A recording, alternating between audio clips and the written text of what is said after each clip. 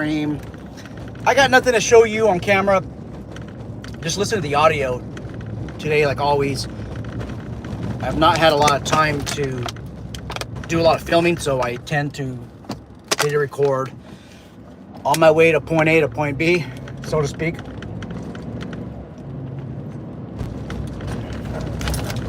It's 6:17 in the morning, Pacific time. Those of you,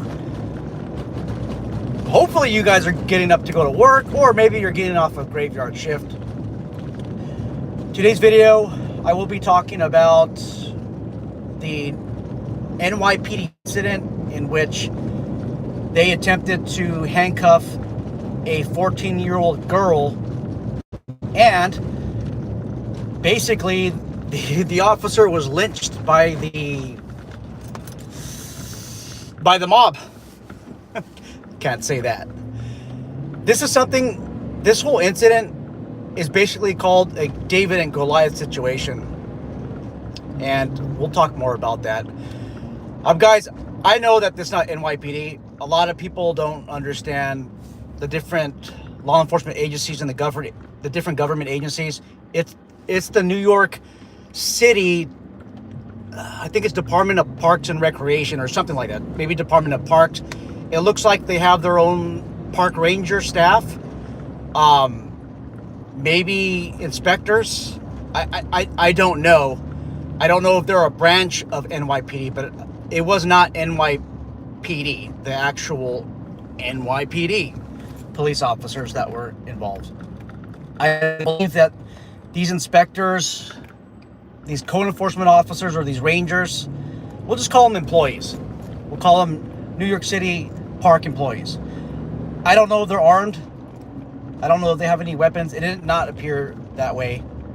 I don't know how you can patrol these parks without any weapon, but that's topic of another story. Also, if I cough, sniff, or sneeze, forgive me. Coming down with a cold, obviously. So just try to bear with me. So what you have is basically you have the New York City employees. They're conducting their inspections. Maybe they got a complaint about this fruit vendor that was selling at the park and selling fruits at the park, and they're unlicensed.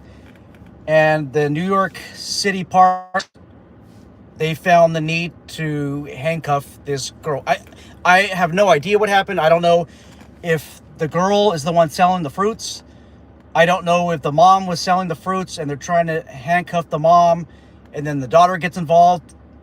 I don't know, but somehow they found a justification to handcuff the 14-year-old. The 14-year-old was let loose by this angry group of people that saw what was going on. They saw a David and Goliath situation. And the mom was ultimately arrested. Okay.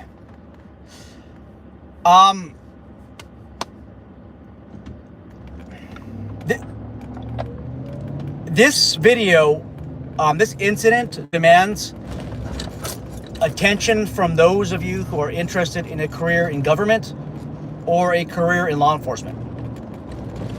No matter how you put the situation, it's still a David and Goliath situation. Just in case you're wondering what a David and Goliath situation is, this is a term that I coined for this YouTube video. It goes back to the biblical scriptures, biblical stories, where there was Goliath, who was a large individual, and then you have David, who was a small individual. And he ended up winning a one-on-one battle with Goliath by using, look like some type of sack that has a rock on it. Kind of like a slingshot, right? He took his life and he won the battle. David and Goliath situation is basically where you got little people or the people, right? Versus big government. No matter how I explain the situation, I am going to be in the wrong, because it's a David and Goliath situation. We normally don't root for Goliath. We root for David. David is the hero. Goliath is the villain. No matter what I say, I'm still going to be in the wrong. Just watch the comments. Just watch, even response videos. I know that there's going to be response videos based on the New York Post. I'm sure people are going to do videos on that. I mean, this is something that's pretty new. Okay. What are the dangers? Now, let's dive deep into the situation. What are the dangers of somebody selling fruit without a license? Well, you have all kinds of bacterial infections that come with fruit. Is there some type of, do these vendors have some type of cleaning facility where they can wash their hands? A lot of these fruit vendors that I've seen, especially in Los Angeles and elsewhere, I don't see any running water.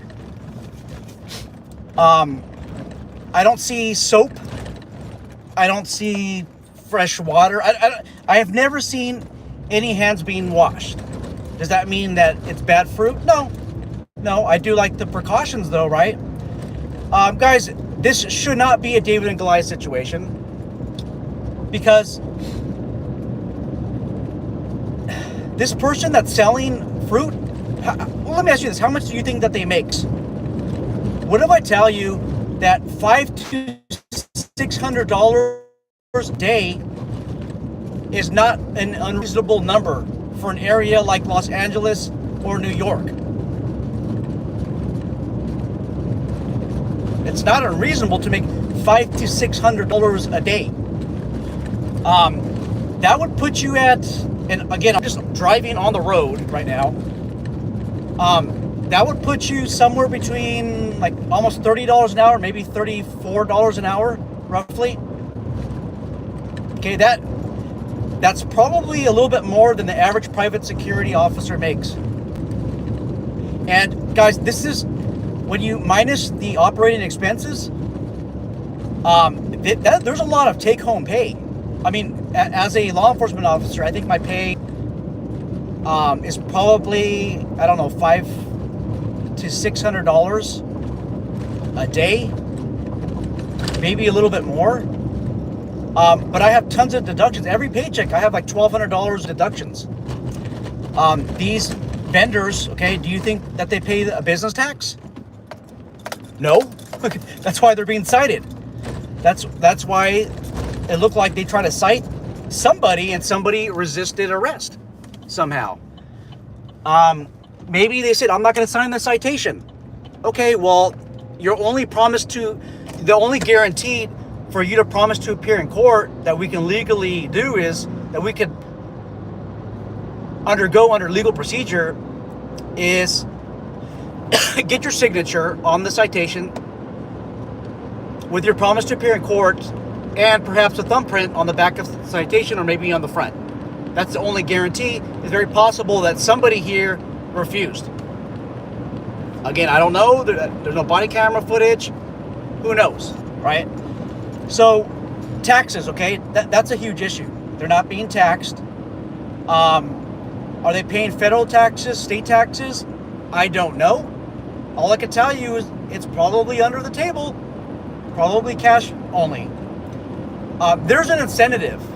Okay, there is certainly a incentive for selling fruit on the side. Not under the roof of any business. Businesses, on the other hand, pay taxes. Not all of them, but they're supposed to pay taxes. They have to get licensing. They have to get code enforcement to sign off on their structure to show that it's a safe structure, and they're able to do legally what it is that they're doing within that zone. Call it zoning. If they hire employees, they have to take out Social Security taxes, Medicare taxes, all these, unemployment taxes. All these taxes have to be taken out just in case that employee is laid off or leaves, right? I'm sorry, if that employee gets laid off or fired. There's some type of guarantee, and then when they hit age I don't know, 62, 65, they're eligible for 65. They're eligible for Medicare because their employer took deductions. Okay. Now, you might be arguing that taxation is theft. I don't want to say this on camera because I'm going to get demonetized, but honestly, I think that we should abolish the ATF and the IRS because I'm sick and tired of my taxes going to projects that I don't agree with anymore. I don't think all my tax dollars should be going to Ukraine.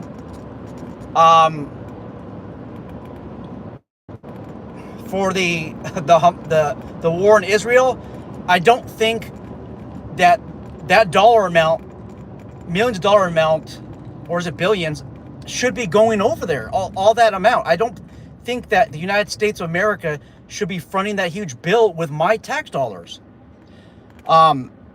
Taxation. Once again, I along with everybody else gets like a quadruple tax. So I have a mortgage. Okay, I have to pay real estate taxes. I have to pay income tax. I have to pay federal tax.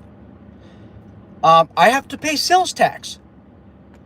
Those are 4 things that I have to pay taxes on.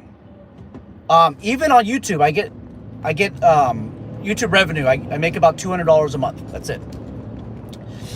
I get taxed on that too. I get a W-9 form at the end of the year, and I got to pay taxes on that.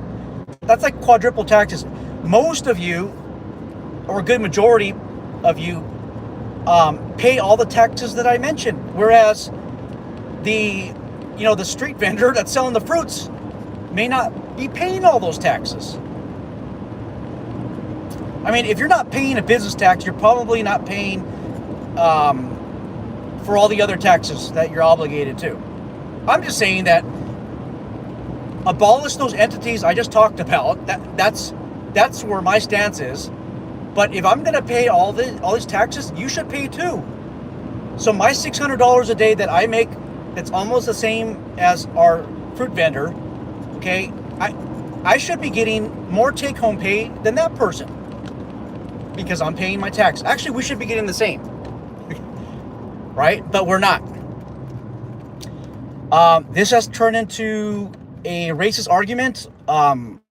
Some people have said, oh, you know what? It's so hard when you're an undocumented person. You come here illegally and then you can't find work. That's basically what Mayor Adams alluded to. But guys, that is in itself a racist statement. And let me tell you why that's a racist statement.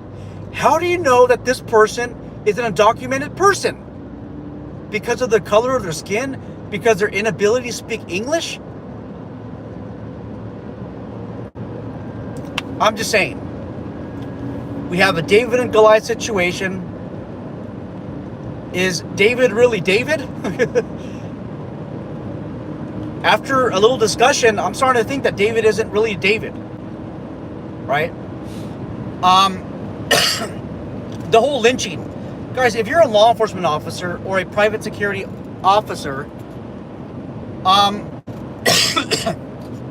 for somebody to lynch a prisoner away from you is very dangerous.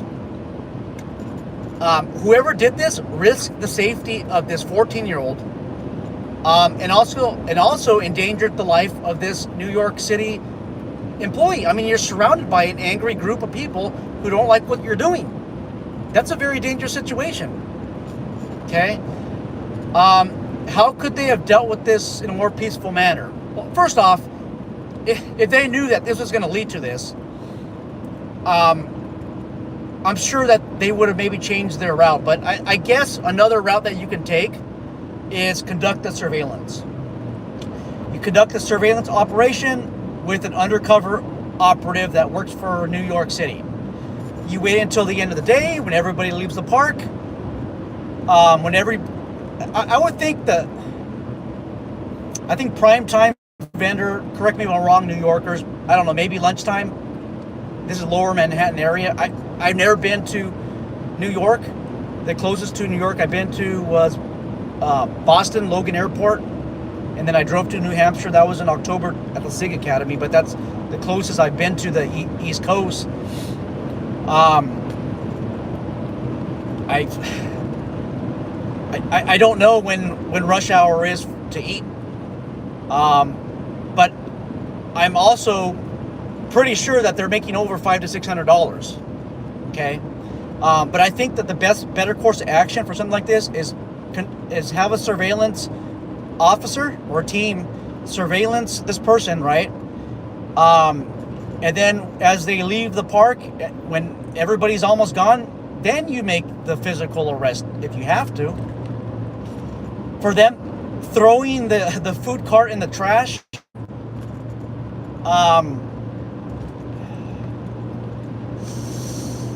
it doesn't look good, guys. The optics of the situation. It's like you're throwing away David's only defense, meaning the slingshot tool that I use, I forgot what it's called, against big government, against big Goliath. That was not a good decision. What do you do? How do you resolve that situation? I don't know. Maybe I hate to waste food. I mean, food is God's plants, right? It's his fruits. So confiscate it, and I mean, obviously it has to be destroyed. Go to the New York City Zoo and donate it to the birds or something like that. I don't know. You throw in the trash, you're donating it to rats. What I'm saying is, if you're going to dispose of it, don't do it at the park. I mean, you got to wait somewhere else. Again, the optics look terrible. You're still able to legally destroy the fruit. And again, I'm being the enemy of the world right now because I'm telling you guys to destroy the fruit, right? It's perfectly legal. Again, no matter what I say, I'm going to be in the wrong with the situation, or appear to be in the wrong. Randy's here. We got here legally from Cuba, albeit there's an easier process in the day. Sorry, I can't read the rest of the comments here. Maybe you guys could comment in the regular comment section box below, because as you can obviously see, I'm on the road. Okay. I could easily see these David and Goliath situations happening in even downtown San Diego, downtown Los Angeles. And it's not just those vendors, guys. It's the Mr. Poletta. Is it Poletta Man? Poletta Man? My Spanish is all screwed up. The ice cream man, right? The ice cream man. Again, people tend to stereotype the ice cream man with the little cart, the little cartita, whatever you call it in Spanish, as somebody being here illegally and they're just trying to make a living. Well, first off, that's stereotyping. How do you know they're here illegally, right? You're accusing everyone else of racism, of discrimination, yet here you are thinking that the ice cream man pushing the cart is illegal here himself because of the way that person looks, which is far from the truth. Look at the president of Mexico, the new president. She is white in appearance, and she's Jewish, right? Again, that's not our typical Mexican president. First off, she's female. Second, she has way lighter skin. Don't believe everything that you say, that you see. Okay? But even Mr. Poletta Man is probably making a killing selling those ice creams. Okay? Especially a hot day in summer. So that's all I got, guys. That's what happens when you work for big government or little government. During I shouldn't be saying this, but during the COVID years, during COVID years, they told us to shut down all the businesses. Cool, I'll do it. And again, this is after the fact. After it, I'm sorry, this is before all of the criticisms. I thought, okay, I mean, whatever, it's my job, it's messed up, but I'll do it. And then I started doing that, and people started crying and saying, can you please not do this? This store produces all the money for our family. I make $20,000 a month. Like, what the hell? $20,000 a month? Okay, I get it. I had this lady, like, just on almost on the floor just crying because I had to close the store down. This lady is a terrible lady. I hate dealing with her every time. Terrible, terrible, terrible.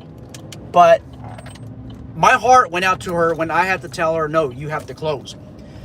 So after 2 weeks, I started thinking this is becoming kind of dumb, because why is Walmart allowed to be open and all these other places that are smarter than the others allowed to be open? There's some discriminatory practices here, and I am the instrument of that practice.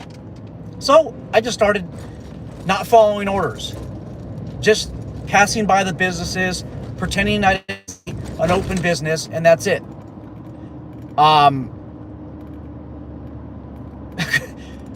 Later on when this is all done, I'm thinking, how come I didn't take that stance in the beginning, right? Well, first off, I thought it was a good plan to do lockdowns, but it would have to be 100% lockdown, right? Like, nobody would have to be able to leave the house. You call police are not available, fire department's not available, nobody, you absolutely cannot leave the house, martial law, 100% for that. 2 weeks, good. But the issue was they started allowing people to leave with all kinds of excuses, good excuses, matter of fact. And that's where I had a conflict. But once again, that's something that I had to do that was not popular. And that was a David and Goliath situation.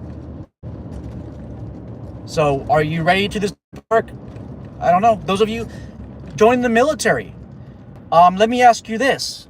Did the president at the time ask you, who is 18 years old, hey son, or hey kid, is it okay if we go to war in Afghanistan? Is it okay if we go to a war in Iraq? Is it okay if we go to Africa? Somalia? Is it okay with you if we do an operation over there? You think that they do that? No. Do you think that the decision makers are the ones fighting the wars? No, it's the kids, right? The youngsters. Think about it. Those are David and Goliath situations where I think Goliath takes advantage of the people, okay, to carry out their own political purposes. So that's all I got. All right, guys, take care. And no, yeah, I got a Glock, but not with me.